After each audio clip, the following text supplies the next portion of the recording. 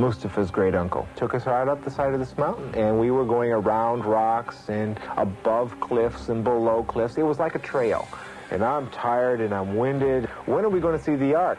And then all of a sudden you look down and here's this huge, awesome ship sitting below you in this fog. You know, it's almost like you picture a dream, and there it is. In 1959, we were flying jet fighters over Mount Ararat when we spotted what was said to be Noah's Ark. It appeared to be a barge-like structure, a large boxcar type design, and it definitely appeared to be man-made. High on a mountaintop in eastern Turkey, hidden beneath an icy glacier, is an important link to our distant past. Reports say it's a 5,000-year-old wooden ship with stalls and cages on board. From actual eyewitnesses, you will discover for the first time the real truth behind the age-old legend of Noah's Ark. You will witness never-before-seen aerial photos and satellite images that provide amazing new proof about the mystery that lies high atop Mount Ararat. You will hear fascinating eyewitness accounts from people who themselves have seen and photographed the ancient ship. This program will give us exciting information to shed the light on these questions that have puzzled historians for thousands of years. Could the ancient legends be true? Is this Noah's Ark? We're about to embark on a journey to find the answers to these and many other intriguing questions. Is there any proof that a massive worldwide flood really happened, as the Bible claims? What new findings does modern technology, from satellite photography to the laboratory, offer in our quest of the Ark? How did Noah build his great boat? And what was it like for him and his family to face the greatest catastrophe the world has ever known? Who are these people who say they have actually seen the Ark of Noah? What photographic evidence or other proof do they have to back up their claims? Stay with us for a front row seat to the amazing first-hand discovery of the fabled Noah's Ark. Our search for the Ark of Noah is not meant to be a religious mission. Above all, this is an archaeological quest to determine if this ancient mystery is truth or fable. Ultimately, our quest is to find the Ark itself. Just what would it mean to us all to actually find the Ark and solve this great mystery? The discovery of Noah's Ark, in my estimation, would prove conclusively the authenticity of the Genesis account of a worldwide flood. If we can discover Noah's Ark, it will cause people of all faiths to reevaluate how they think about death, eternity, and how they live their daily lives. As the late editor of the National Geographic said here in Washington several years ago about the discovery of Noah's Ark, it will be the greatest archaeological find in human history and the greatest event since the resurrection of Christ, and will alter all the currents of scientific thought. The Ark is probably the best known and most debated religious artifact in the world. Ark researchers and scholars have raised many serious and controversial questions. Were thousands of animals actually taken on board an immense boat to survive a devastating flood? How could one boat, even an immense one, shelter all the species of the animals in the world today? How could 8 people have cared for and fed all of those animals at sea during that entire year? Why do we get some reports that people have claimed to have seen the Ark on Mount Ararat, yet dozens of well-financed expeditions have gone up there looking for it and have come back empty-handed? Either it's up there or it's not. Are the reported sightings of the Ark on Mount Ararat in Turkey the delusions of religious fanatics? Are they perhaps just innocently mistaken eyewitness reports? If so, how can we account for the ancient wood and artifacts found high on this treeless mountain? For many years, we thought the ultimate answers to these questions were lost to the ages. But now, modern scientific technology and new archaeological explorations are beginning to unravel many of the long-forgotten secrets of the Noah story. But our primary quest is to find genuine, convincing evidence of the Ark's existence, and ultimately, to find the Ark itself. To do that, we'll trace the footsteps of the Ark hunters who have gone before us.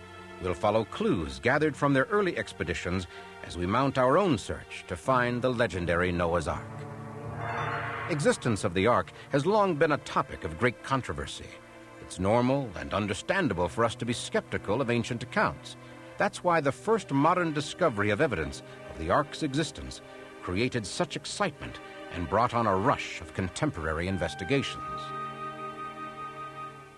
In the mid-1950s, Mount Ararat finally gave up its first 20th century physical clue to the Ark's existence and whereabouts.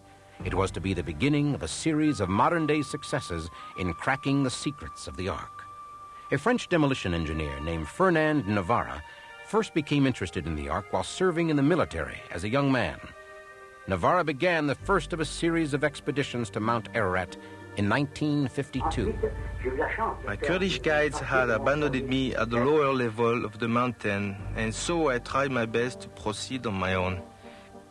I was not able to find the Ark exposed, but I did see a massive dark shape frozen under the glacier ice.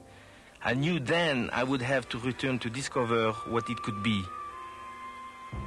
Navarre did return in July of 1955, accompanied by his young son, Raphael. What we see here is actual footage filmed by Fernand Navarre and his son during their expedition. 1955 was a warm year with the great glacial meltback.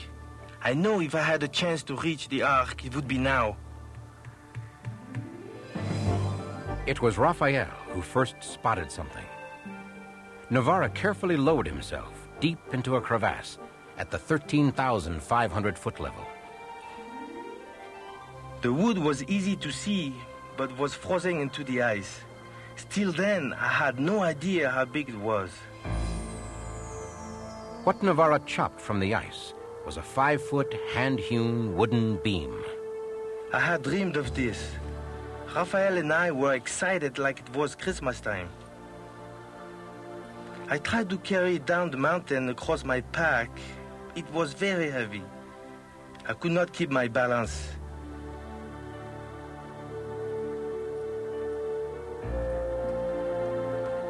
We felt so bad that I had to cut the wood, but later I would have to cut it again to send out sample for testing.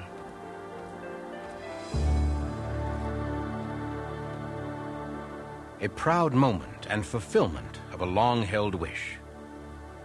But was this actually wood from Noah's Ark? It was determined that the type of wood Navarre found does not grow near Mount Ararat. As a matter of fact, there's not a forest within 300 miles of the mountain. Navarre himself had the hand-hewn wood that he had found tested in 3 different laboratories. Now he was told that its age was about 5,000 years, clearly in line with the biblical account of the flood. The scientific tests proved beyond question that something very old, something very mysterious, was definitely on Mount Ararat. Fernand Navarre's exciting discovery had opened the door to a new generation of Ark hunters. Much of what we commonly know about the story of Noah comes from the book of Genesis in the Bible. Our investigation of the mysteries surrounding Noah's Ark shall begin with a simple question. Why would God destroy the world and nearly every person and every animal in it? The answer, according to the Bible, is that God saw great wickedness within his earthly creation. The Bible says God decided to destroy the things of the world because man was living in corruption. Cover other sins that ancient man was guilty of. The archaeological records demonstrate he was an incredibly violent species. Well, certainly violence has always been a part of man's ways. Most ancient Greek and Hebrew writings indicate there was a great deal of corruption and brutality among the people of the earth. There were many murders, and human life was cheap indeed.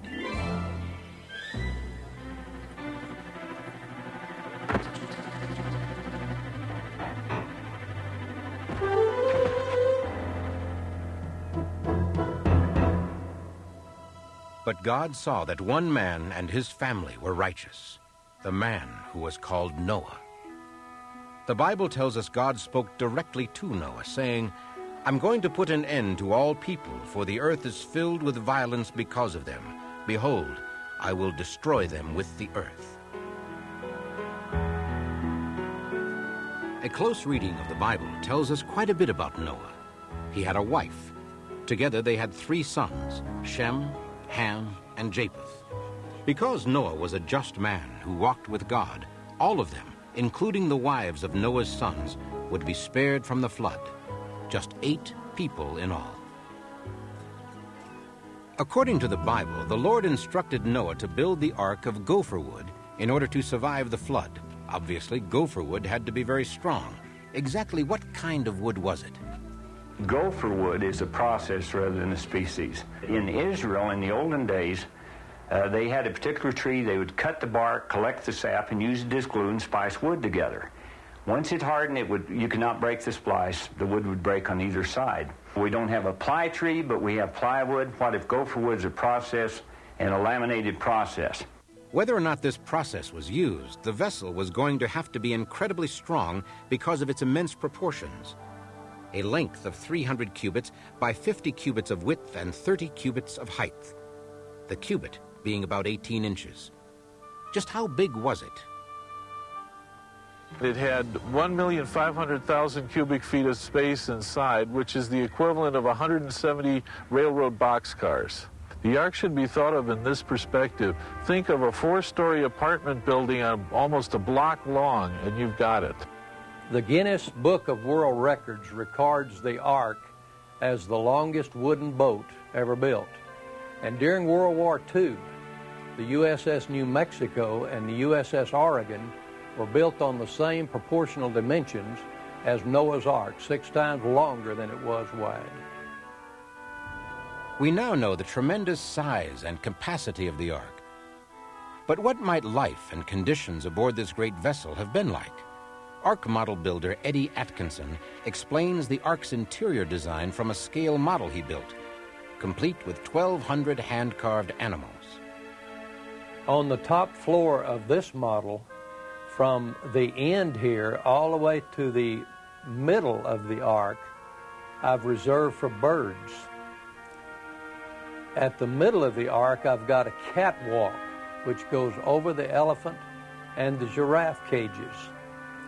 And then immediately after that, we have the rodent house and a large area for storage, and then the kitchen area, and then finally on this end, the living quarters, along with a restroom. On the middle floor of this model, I've started on this end with all the large cats, the tigers, lions, and so forth. Immediately next to them, I've got the hippos and the rhinos, and then the elephants, almost in the middle of the Ark model. Right next to the elephants over a large hallway, I've got the giraffes, and then the horses and zebras, and many of the other domestic animals, a large storage area, and then the area down here reserved for some foodstuffs. On either end of that middle floor, I've got built in a stairway to go up. The construction of the Ark continued over many years. Noah's neighbors came to laugh and scorn as Noah and his family worked toward completion.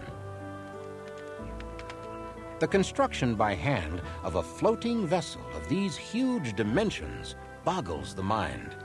How was it possible for Noah to have built the Ark on such a grand scale as recorded in the Bible without the use of modern technology? If we look at the evidence left to us by ancient civilizations, we find that the further back we go, the more amazing are the accomplishments. The ancient Minoans were highly advanced. Some of the reconstructions of their temples that were destroyed catastrophically reveal that they had tremendous abilities, architectural skills and artistic design. We see their inlaid stone, natural ventilation, and air conditioning. We could go to Egypt and look at some of their artifacts, some of which are electroplated. Such electroplated artifacts have been found literally around the ancient world. The ancients were also able to make batteries and generate electricity. The ancient Mayans were able to calculate the solar year to be 365.2420 days, accurate to within 2/10,000ths of a day. Or we could look at this lady buried over 2,100 years ago in China, and today her body is perfectly preserved so that it can be examined by an X-ray technician. Her body was buried at the base of a mound, and when it was excavated, they found a very complex system of coffins. Within the sarcophagus, they found many interesting things like a compact containing rouge, lipstick, powder, brush, silk gloves, a silk scarf, even lacquerware, and musical instruments. Exactly what the Bible claims the people of the past were able to do. From this information, we can easily draw the conclusion that, in fact, ancient man had a highly developed technology, easily sufficient to build a vessel the size of Noah's Ark. But do we know the geographic location where the Ark was built? The Ark was built at a pre-flood city, near a pre-flood city named Shuruppak. It is so identified in the Epic of Gilgamesh, which is a cuneiform story of the flood found in Assyria. Shuruppak is also, with the same name, became a post-flood city. It is in southern Iraq. We know where the Ark also landed. It was in eastern Turkey. We know how far the Ark moved, 520 or more miles. With the completion of the great boat, God commanded Noah to bring unto the Ark 2 of all living creatures, male and female. Wouldn't the gathering of the animals have been a virtually impossible task, a feat beyond all probability? The Bible says the animals shall come to the ark. In this case, we wonder how the animals knew to come to this location, that instinctively they sensed from what was going on around about them that this impending disaster was about to happen. And as a result, they were led or even driven to seek a place of safety. Hence, the animals came to the ark. Many times we see that there are such large-scale disasters as hurricanes or earthquakes or even large local storms will cause animals to respond in such a way. They either flee the local scene and they run to a place of safety. We think that this is perhaps the motivating force for bringing these animals to the ark itself. Even with the enormous size of Noah's floating vessel, many serious questions arise that clearly challenge the credibility of the entire Ark story. The question I would ask is quite simple. How could 2 of every living animal be brought aboard any vessel? The sheer numbers and weight would overwhelm a fleet of arks. I don't believe we can take the story of the Ark literally. Actually, the biblical record does not say that every species of animal in the world was in the ark. Many kinds were in the ocean, whales and marine creatures of various types, and of course, the major insect varieties in the world were not included either. From studies that I and others have done, we estimate there could have been from 2,500 to 20,000 different kinds of animals taken aboard Noah's Ark. Each family of creatures on the earth today have a single pair of ancestors. For example, even though there are over 300 varieties of dogs in the world today due to selective breeding, they have a single common ancestor. Considering the number of kinds of animals required to be put aboard the Ark, there would have been ample room to load the ancestors of all the species we know today, with room left over for Noah's family, food, and supplies. The long task of gathering the animals into the Ark was nearing completion. Go into the Ark, you and your whole family, God told Noah, because I have found you righteous in this generation. Those who came to witness the spectacle considered it nothing but folly. God's vow echoed for Noah. In 7 days, he would send down rains from the heavens and wipe from the face of the earth every living creature he had made. With many regrets and no real alternatives, Noah reluctantly closed the door to the great ark, and the Bible tells us that God shut them in. The people continued to mock Noah, unaware of the devastation and death that lie ahead.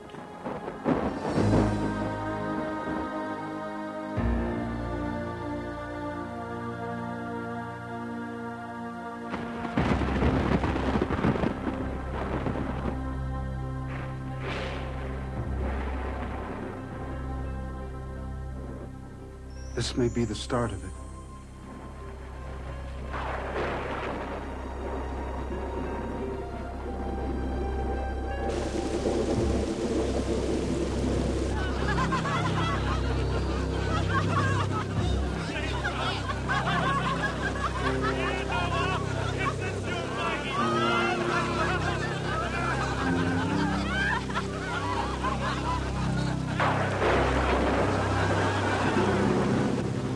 downpour was far beyond anything they could have imagined.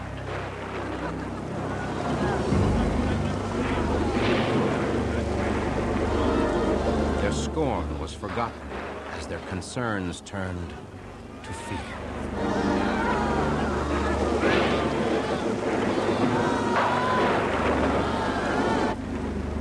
Even among the 8 on board, uncertainty was growing.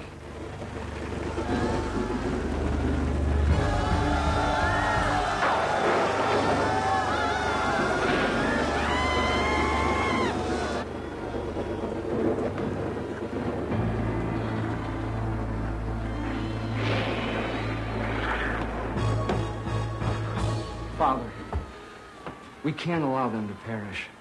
Certainly we have enough provisions to bring those poor souls on board. You know how I wish we could do what you're saying. But there's some bigger purpose, some bigger plan we're all part of. It's not in our hands to change that.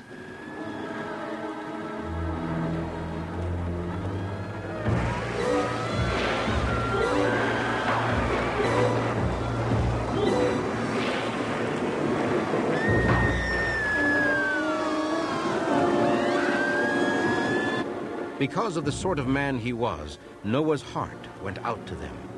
But he knew that he had no choice but to follow God's commands.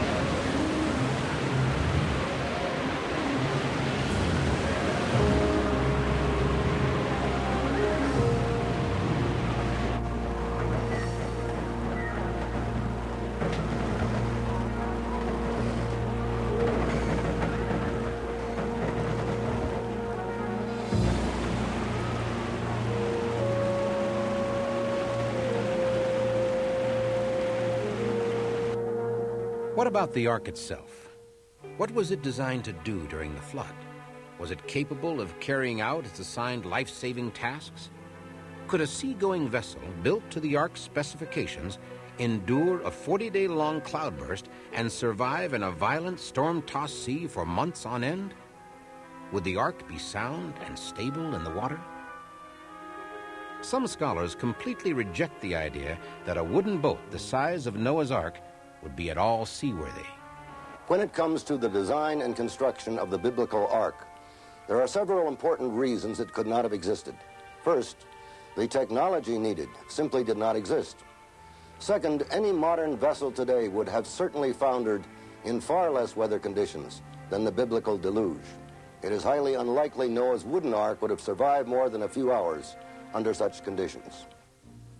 To examine this issue ourselves, we took a model of the Ark to a marine laboratory to see how it would handle waves and other hydraulic stresses when subjected to the irregular waves generally found on the ocean. The Ark was deemed not only seaworthy, but exceptionally stable.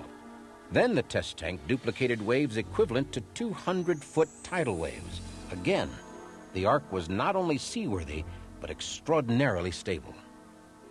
You can show that the balance between the buoyant force and the gravitational force and the wave force and so on would be such that the Ark would right itself if it were tilted anywhere up to 90 degrees, anywhere from 0 to 90 degrees, in other words. The righting effect would be such that it would just come right back up again. It would be practically impossible to capsize. So it appears the Ark was indeed a highly reliable seagoing vessel. It's all the more remarkable for one simple fact. No larger ship was built on Earth for over 4,000 years. We have examined what the Bible tells us about the building of Noah's Ark. We have established that the technology did exist 5,000 years ago to build a boat that could transport 2 of each species of land animal, and that such a vessel could have well survived the gigantic waves of a worldwide flood. We have heard the voices of eyewitnesses who claim to have seen the ark from the air and from the ground. Wood brought down from over 13,000 feet high on the treeless Mount Ararat has been determined by scientists to be 5,000 years old. All this mass of evidence supports the biblical account and seems to confirm that Noah actually did build an ark on which he, his family, and a pair of each of the earth's animals survived a catastrophic flood. But this story is much more than a question of whether Noah's ark existed. It is the story of a faithful man who took God at his word and, as a result, accomplished a gargantuan task in the face of incredible adversity. Noah endured years of hard work and ridicule to be true to what God asked him to do. Today, we sometimes face ridicule and hardship when we attempt to faithfully follow God. Do we consistently stand up for what is right, as Noah did? Or do we too easily conform to the self-centered culture around us? Something to think about.